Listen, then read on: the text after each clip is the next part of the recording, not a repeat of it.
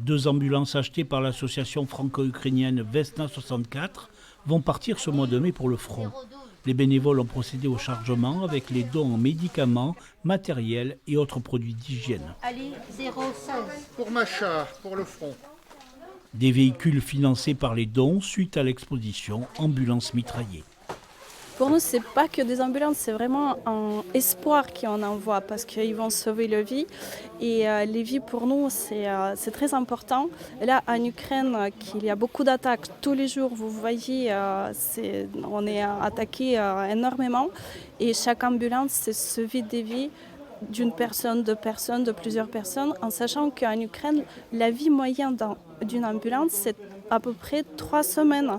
Et là, c'est le crime contre l'humanité d'attaquer les ambulances, mais les ambulances, ils sont attaquées. Maître d'œuvre de l'opération, Louba partira avec le convoi en retour après 3 ans d'absence dans son pays. 5 personnes de l'association sont partantes pour se relayer au volant des ambulances.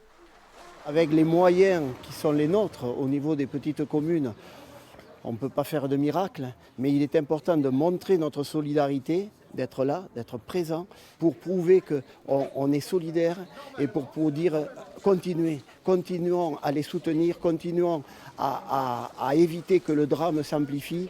Après ce premier départ, la mobilisation continue au travers des 40 associations franco-ukrainiennes pour récolter de nouveaux fonds et acheter d'autres ambulances.